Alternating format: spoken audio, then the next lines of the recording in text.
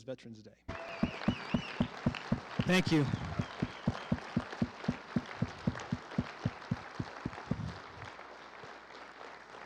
Thank you for your service. Because of what you did, we are able to freely worship in this house today. And we are grateful for your contribution to fight for our country. So thank you for that. Thank you. Give it to Nick. Good morning. How is everybody today? Awesome, awesome. Today I'm going to be starting a new series on, we'll call it heart health, and keep it as simple as that. Similar to some things we talked about earlier this year. And it's interesting, I love when you go into a place and you see what the Spirit is doing, because today I'm going to be talking about rest as a mindset. And it's interesting that Jill and Dig shared rest. Danny, the word that he got was a scripture that I was contemplating all week in preparation for this message. And even what Mark shared is going to sound very familiar as we get into this. So I love seeing what the Spirit's doing, and so I'm excited. Are you guys excited for today? Yeah. Awesome, awesome. So when I talk about rest today, I'm going to talk about another aspect of rest. A lot of times we talk about Sabbath, we talk about taking off time, just relaxing, delighting, things like that, and that's vital, okay? But that's not necessarily the point that I'm going to focus on today. I'm going to talk about another aspect that works hand in hand with that. It's not one or the other. It's figuring out how to really operate and live from both of these things. So to try to paint the picture, I'm going to give a couple examples, and I'm going to introduce you to the newest member of the Carrico family. So we'll put the first picture up there. Now, it's a little blurry and whatnot because the thing never stays still. But this is our new kitten. We got it about 6 weeks ago, and from the Humane Society, and its name originally that they gave it at least was Andy. Now, that stuck at first, but then it's kind of gotten weird. Because as cool as Andy is, like, it's weird to look at my kitten and think about my friend from work. So the kids got together, my son Emmett, who's 6, and my daughter Lucy, who's 3, and apparently the kitten's name is now Cupcake, which still has not totally grown on me, but that's where it's at. Now, it's interesting, they were both very, very excited to get a kitten. And with Lucy kind of getting to be 3 and all that stuff, we're like, okay, I think we're ready for a pet again. We've been excited about it, so they're both excited. Let's go ahead and get a kitten. So Kristen brings one home one night, and we managed to catch each one's response. So let's go ahead and put the picture of Emmett up there. So this is the night of. So, you see Emmett, and there's the kitten. Obviously, like, the kitten has never met our family, but is settled right in. Emmett has a very welcoming demeanor. He's got a smile on his face.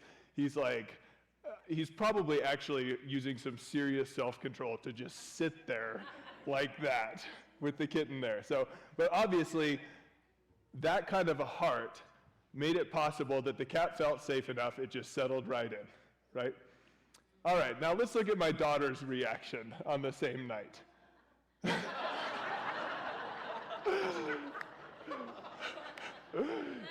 Yes, that would be a fence made out of pillows, or a wall made out of pillows.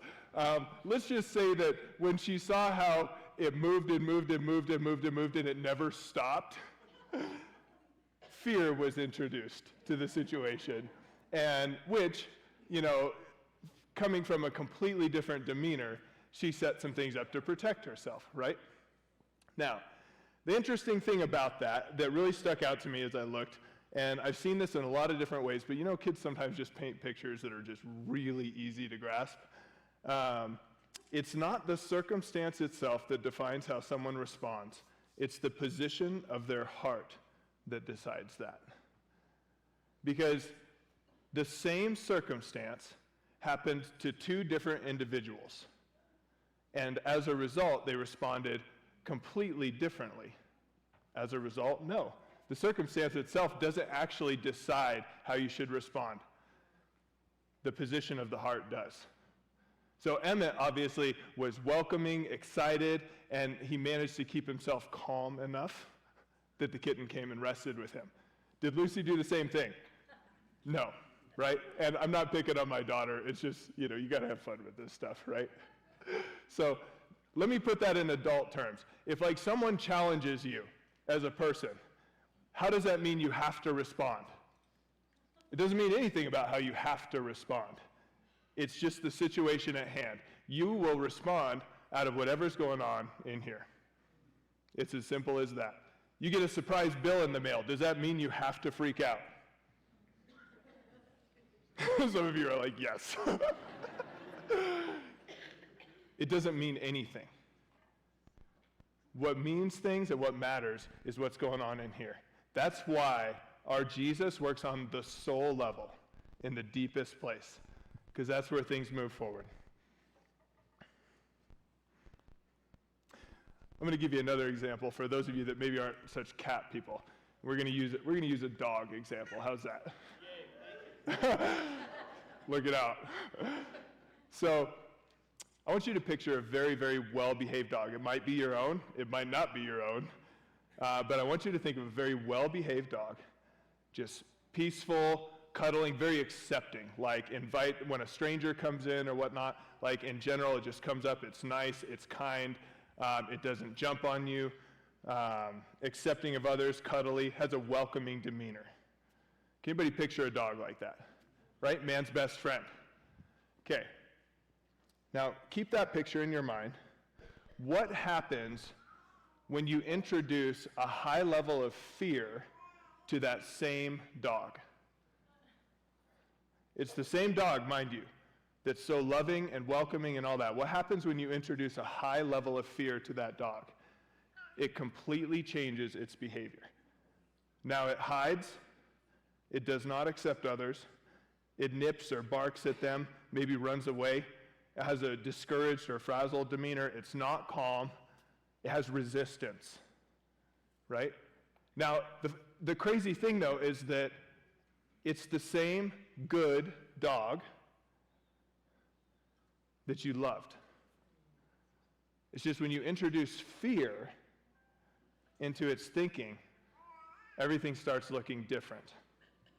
Now, in that dog that's now scared and hiding and all that stuff, what happens? What do you have to do to actually get it to start loving again, to feel warm and welcoming again? Usually the owner of the dog will come up and start loving on the dog, reintroduce love into the situation. And then what does it do? It calms down. It gets back to itself. People are not so different. I know a lot, including every single one here, I know a lot of people who are fearfully and wonderfully made, and yet when fear is introduced into the situation, who knows what can happen? In the Bible, I've seen two primary motivators, love and fear. Love and fear. Let's just break this down, and this is all common sense stuff. So what happens when you're processing from love? When you're processing from love, you have joy, you have rest, you trust people, you're more willing to trust, you will care, you get connection with others and with God, you have vision, long-term and solution-based thinking, abundance thinking. And abundance it's not a money term. It can manifest in money, but abundance is really when your heart is full of everything that the Lord God wants to put in there. That's what abundance is. And even when you do hard things out of love, when you're doing something that's it feels like sacrifice, or it hurts, or it's just hard to do, even when you're doing it in love, it still has this certain satisfaction about it, because you know you're investing in something. And the reason you're doing it is worthwhile, because you have vision to see that this isn't about a moment in time. This is about what's best for everybody. You know, Jesus, for the joy set before him, endured the cross, scorning its shame. You know, when you think about the hard things you do to make sure that your marriage keeps going, you know in your heart that that's worth it. Even though it's hard in the moment, you have this certain satisfaction because you're working out of love. That's the kind of thinking that comes from love. Even in the hard things, it looks different. Okay, so let's look at fear. What happens when you process from fear? Because remember, the same fearfully and wonderfully made human being that has awesome convictions, integrity, wonderful attributes that God himself put his fingerprint in, will act completely out of that, just because fear was introduced in the situation. When we fear, we operate in discouragement, resistance, unrest, reluctance to trust, division or disconnection, scarcity thinking. Scarcity thinking, again, not a money term. Anytime you say that it's not enough, I'm not enough, they're not enough, it's not going to happen, that's scarcity thinking. Short-term, instant gratification kind of decisions. That's what fear, those are the kinds of things that fear does, right? So you could have this conviction, you know in your heart what you want, but then when fear is introduced into the situation, you're like, man, why did it all change? Nothing really changed. It's just there's another influence that's coming in that you're trying to process from. Is it any surprise that the enemy and the forces of darkness try to put fear into the situation to rob you of everything there is? It says that the enemy comes to steal, to kill, and to destroy. And he can do all of that just by putting fear into the thinking of one who's fearfully and wonderfully made. Think about what fear has stolen from your life. Think about people who have died, whether suicide, murder, whatever, because of fear-based things. Think about what has been destroyed just because of fear. If the enemy can successfully put fear into your thinking and your processing, he can do all of that with one thing. And so much more. It says that he tempts us with thoughts, speculations, and lofty things. Those are all lies with root bases in fear. So let me ask you this. Both love and fear take energy. But which one sucks the life out of you? If you knew that you could go and live your life tomorrow and you could do the same things all day, again, the circumstances don't matter, but you could have a schedule tomorrow and you could approach it out of love and have a certain amount of energy at the end of the day, or you could approach it out of fear and be completely bankrupt of energy at the end of the day. And you did the same thing. You did the same thing.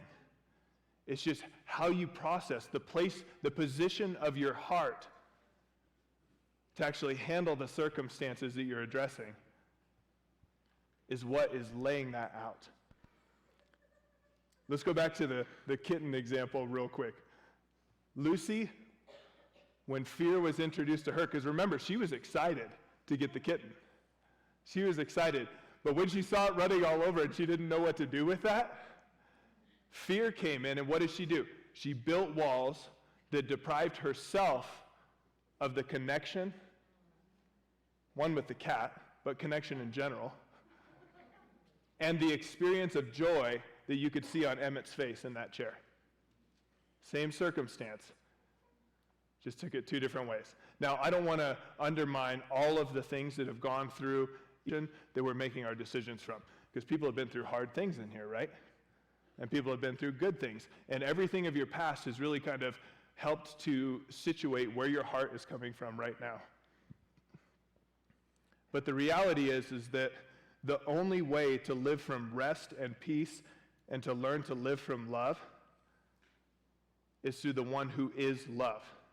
He didn't just say, I'll teach you love. I am love.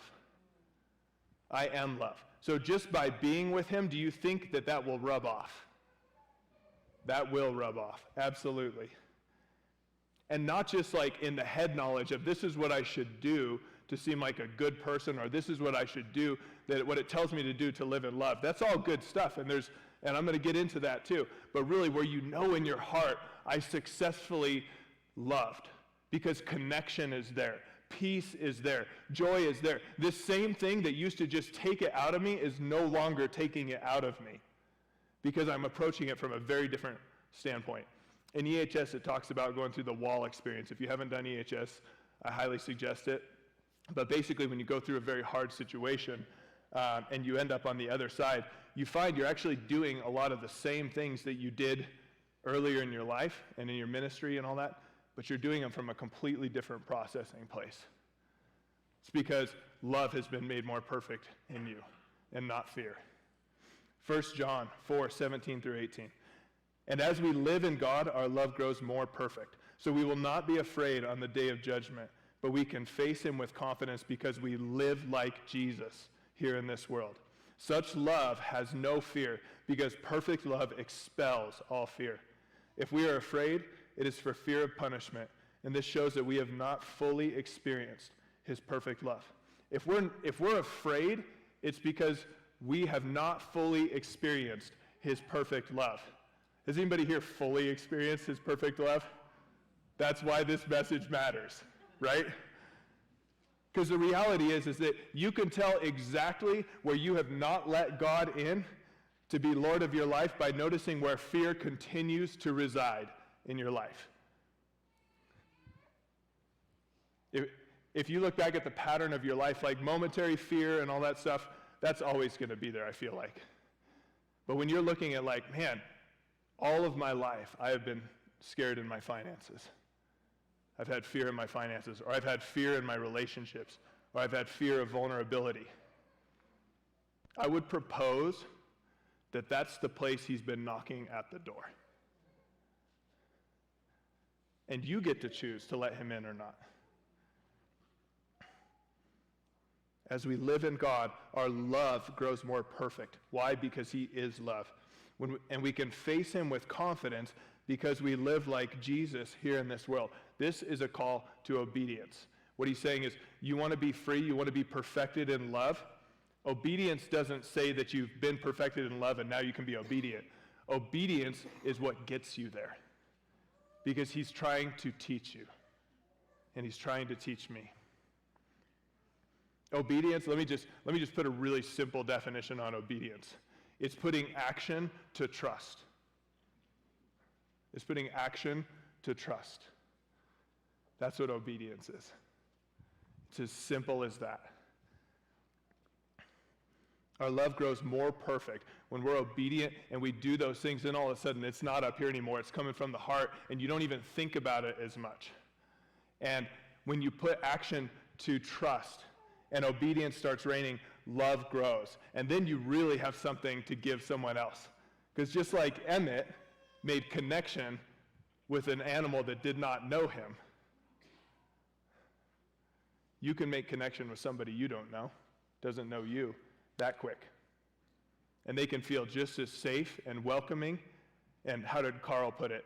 A fresh aroma to really show them what's going on with this whole faith thing.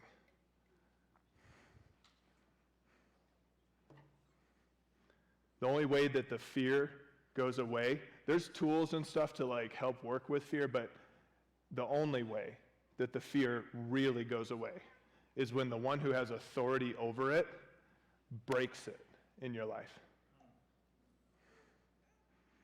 It's like God's making a plea. He's not saying be obedient for obedience sake necessarily. He's saying, if you'll let me in, I want connection with you. And here's how it can happen. And not only will we get connection, you'll get freedom. Matthew 11:28 through 29. Mark said this a little bit earlier. I share it all the time. Then Jesus said, "Come to me, all you who are weary and carry heavy burdens, and I will give you rest. Take my yoke upon you. Let me teach you, because I am humble and gentle at heart, and you will find rest for your souls." Let me teach you, and you will find rest for your souls. What is it that Jesus taught?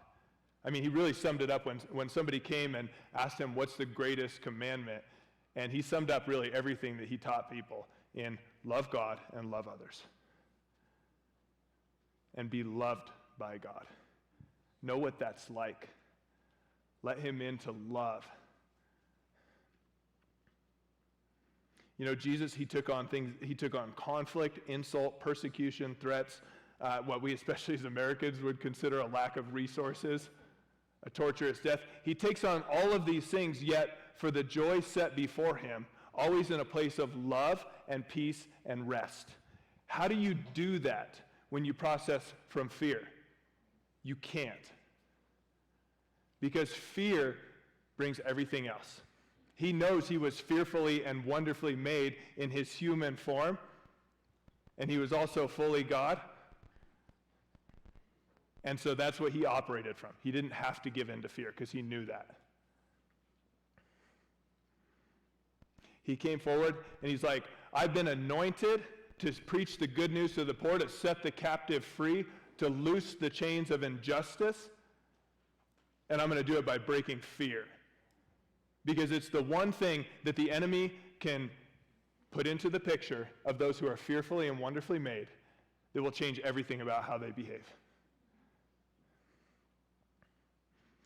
So I had this probably a couple months ago, sharing from my own story, roughly 2 months ago, give or take. I'm getting awful with time frames. I don't know if that just comes with getting older or whatnot, but about 2 months ago, I was just discouraged. Has anybody ever felt like, I had this feeling, and sometimes I've been through whole seasons of this feeling, but where you're like, I know Jesus. Like, I have a relationship with Jesus. Like, I have this connection with God. I'm a Christian, and yet I don't feel like the joy that I read about in Scripture or that I hear about from people or whatnot is going on in me. I don't feel that joy that's promised and all that stuff. And the Lord said to me, when you are experiencing joy, when you are not experiencing joy, it's because you've given some level of ownership of your lives to something that shouldn't have it. When you are not experiencing joy, it is because you have given some level of ownership of your life to something that shouldn't have it. Because if he had it, that wouldn't be the reality, would it? That's why the place that we see those consistent cycles of fear in our life over a long period of time are the places he's knocking on the door. Romans 6:16 says, don't you realize you've become the slave to whatever you choose to obey? You can be a slave to sin, which leads to death, or you can choose to obey God, which leads to righteous living. You can choose to put action to your trust in God, and it will lead to abundant life that Jesus promises.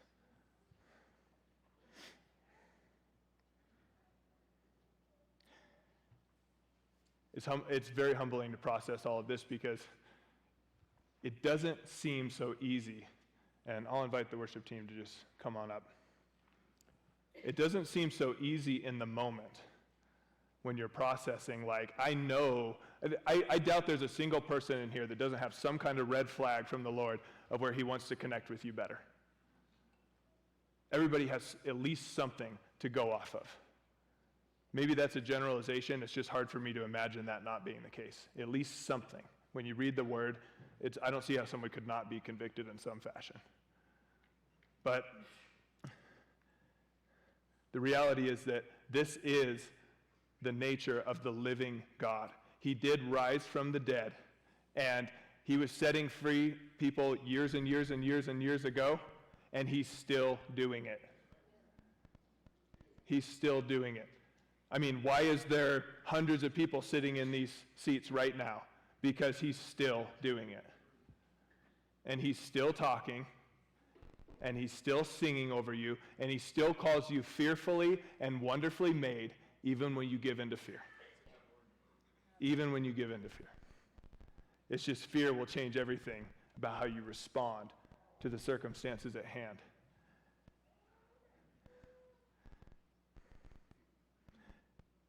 You know, when he comes and he wants to bring healing to your heart, when the enemy comes and the enemy has territory there, and the Father just wants to bring healing to your heart, what do you think you're going to feel? Do you think you're going to squirm a little bit? Probably. Why does the fear rise up? It's like, man, I have to be vulnerable in this kind of situation, or I have to go to a place that I haven't gone before, because I think we all have heard this, that if you want something you've never had, you have to be willing to do something you've never done. Right? So if you're going to be vulnerable, then what's going to rise up? Fear.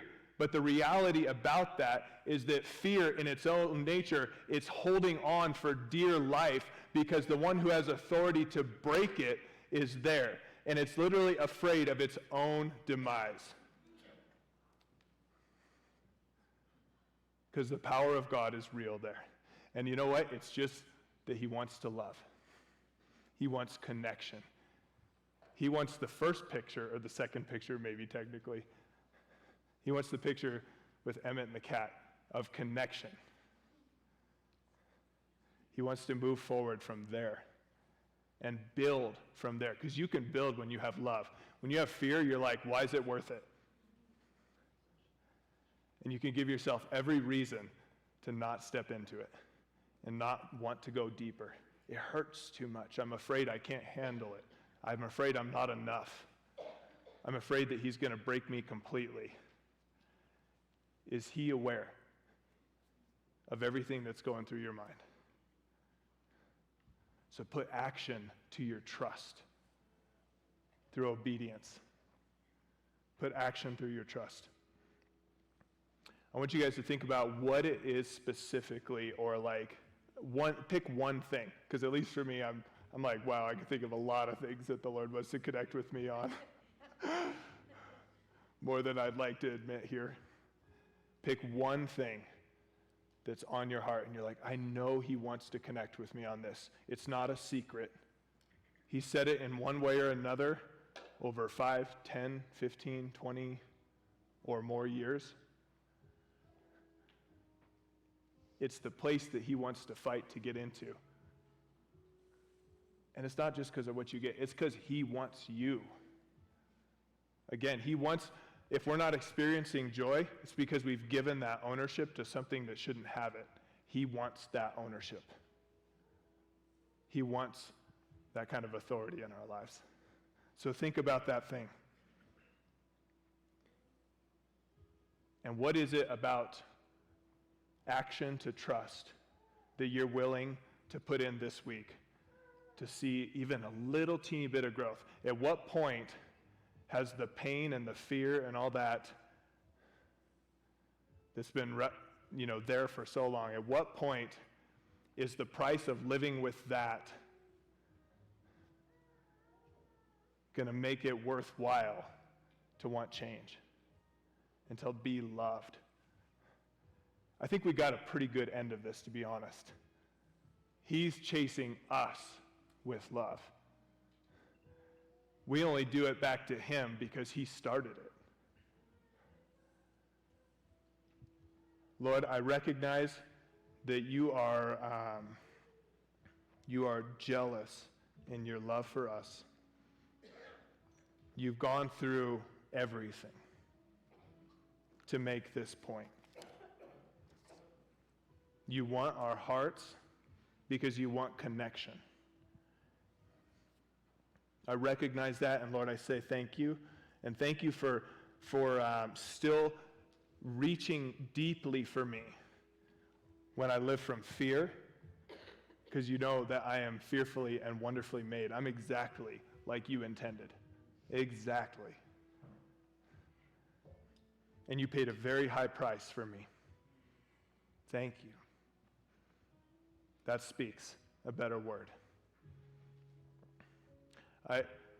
Because I know of how real this battle is, Lord, I want to ask that for each person in this room, that you'd meet them exactly where they're at and what they need to trust you, Lord, to open up their hearts in trust and free-flowing